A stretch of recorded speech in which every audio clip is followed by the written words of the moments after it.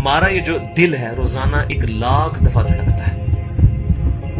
1,00,000 دفعہ ہر انسان کا دل دھڑکتا ہے، اور 1,00,000 دفعہ دھڑکنے سے 10,000 لیٹر خون ہماری شریانوں میں ٹریول کرتا ہے روزانہ. اور ہماری شریانیں جو ہیں، وینز جو ہیں، ان کو اگر جوڑا جائے تو 1,00,000 کلومیٹر بنتی ہیں. 2.5 چکر پوری زمین کے بن جائیں ہر انسان کی شریانیں اگر جوڑی جائیں. ان ساری شریانوں میں جو خون ٹریول کرتا ہے دل کے ذریعے، کیا یہ خود بخود ہو رہا ہے؟ پھر اس کے بعد اس چیز کے اوپر غور کریں کہ ہمارے جو گردے ہیں روزانہ 25 دفعہ ڈائلیسس کرتے ہیں. ایک ڈائلیسس کی قیمت مارکیٹ میں تقریباً 3,500-4,000 روپے ہے. 4,000 کو آپ 25 سے ضرب دیں، 1,00,000 روپے کا کام ہمارے گردے مفت روزانہ کر رہے ہیں بغیر کسی تکلیف کے. ڈائلیسس کروانے کے لیے تو ٹائم دینا پڑتا ہے، تکلیف کاٹنی پڑتی ہے. یہ ہمارے گردے خود بخود چل رہے ہیں. کیا زمین و آسمان کی ساری مخلوقات مل کے جس بندے کے گردے فیل ہو جائیں وہ گردے چلا سکتی ہیں دوبارہ؟ یا دل فیل ہو جائے تو دل چلا سکتی ہے؟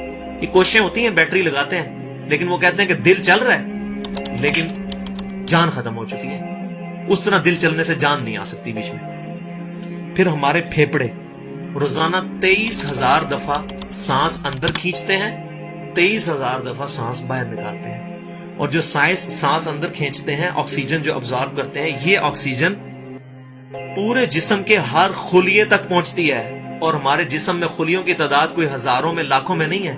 ایک انسان کے جسم میں 100 ٹریلین خلیے موجود ہیں.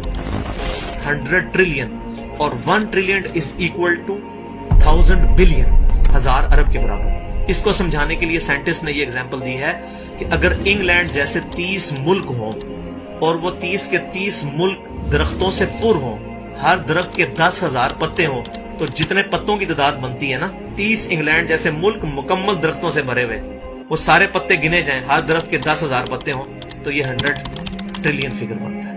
اتنے خلیوں تک آکسیجن روزانہ پہنچتی ہے، جسم کے اندر خلیے موجود ہیں. اور ہر خلیہ ایک پرفیکٹ فیکٹری ہے، پاور جنریشن پلانٹ اس کے اندر لگا ہوا ہے. وہ اپنی خوراک تیار کرتا ہے، ہر خلیہ اس تک آکسیجن پہنچتی ہے، خون کا نظام پہنچتا ہے. یہ سارے کا سارا کمپلیکس سسٹم کیا خود بخود ہو رہا ہے؟ زمین و آسمان کی ساری مخلوقات مل کے یہ کام نہیں کر سکتی، جس کے بارے میں ہمیں وہم ہو گیا شاید یہ خود بخود ہو رہا ہے. پھر اپنی آنکھوں کے اوپر غور کریں.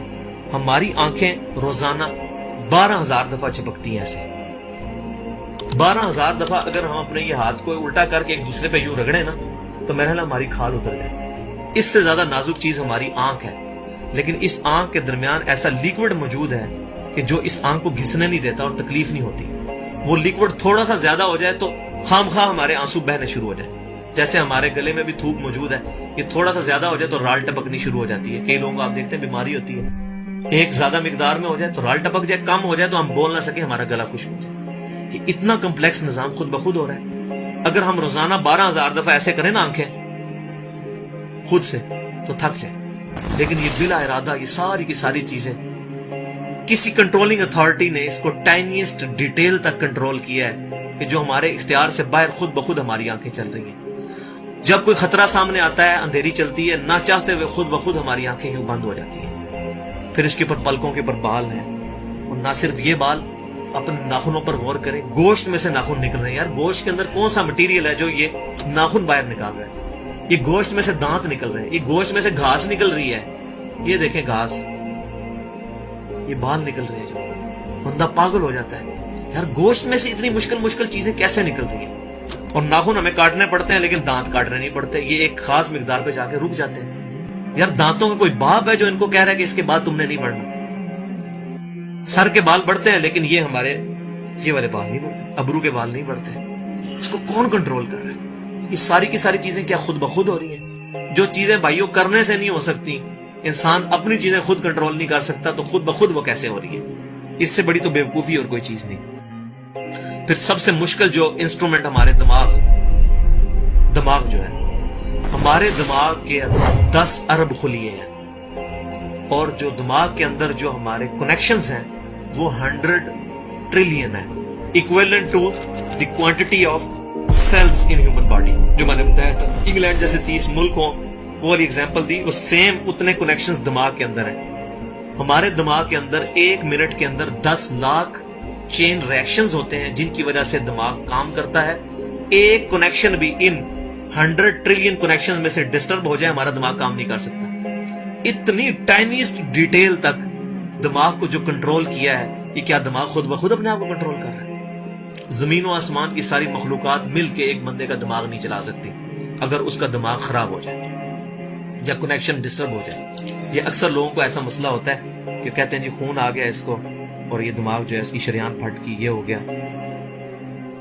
تو یہ جو 10 لاکھ پر منٹ ریئیکشنز ہو رہے ہیں, ان کی وجہ سے ہمارے پورے جسم کا جو نظام چل رہا ہے, ہمارے سونگنے کی حص, ہمارے چکھنے کی حص, ہماری دیکھنے کی حص, باقی سارے نروز کا سسٹم جو ہے یہ دماغ کنٹرول کرتا ہے انہی ریئیکشنز کے تھرو. پھر انسان اپنی ریپروڈکشن پر غور کرے کہ انسان پیدا کس سے ہوا ہے؟ منی کے ایک قطرے سے. منی کے ایک قطرے کے اندر 1 کروڑ 20 لاکھ سپرمز موجود ہوتے ہیں. ہر منی کے قطرے میں اتنی طاقت موجود ہے کہ 1 کروڑ 20 لاکھ انسان اس میں سے پیدا ہو سکتے ہیں ایک قطرے میں سے. اور ان 1 کروڑ 20 لاکھ سپرم میں سے صرف ایک سپرم جو ہے وہ گائیڈ ہوتا ہے. وہ ایک پوری سٹوری ہے, اگر میں سناؤں اس کے لیے گھنٹوں چاہیے. اور وہ جا کے جو مدر کی اووری جو ہے اس کو جا کے فرٹائل کرتا ہے اور وہاں پریگنینسی ٹھہرتی ہے اور بچہ بننا شروع ہو جاتا ہے. اس ایک سپرم کو کون راستہ دکھاتا ہے اور وہ کس مشکل راستوں سے گزر کے وہاں تک پہنچتا ہے, انسان پاگل ہو جاتا ہے. اب نیشنل جیوگرافک پہ یہ ویڈیو چلائی تھی, انہوں نے ساری چیزیں دکھائی تھی, تو انسان پاگل ہو جاتا ہے اس چیز کو دیکھ کے. تو یہ زمین و آسمان کی ساری مخلوقات مل کے کیا ایک بچہ بنا سکتی ہیں؟ پاگل ہیں سب کے سب لوگ, پریشان ہو جاتے ہیں کہ منی کے ایک قطرے سے اتنا بڑا انسان کیسے بن جاتا ہے. اس منی کے قطرے میں تو کوئی ایسی چیز نہیں ہے جس سے آنکھ کا ڈھیلا بن جائے اور اس کے پیچھے شیشہ لگ جائے. اس میں تو کوئی ایسی چیز موجود نہیں کہ یہ بال جیسا مٹیریل نکل ہے.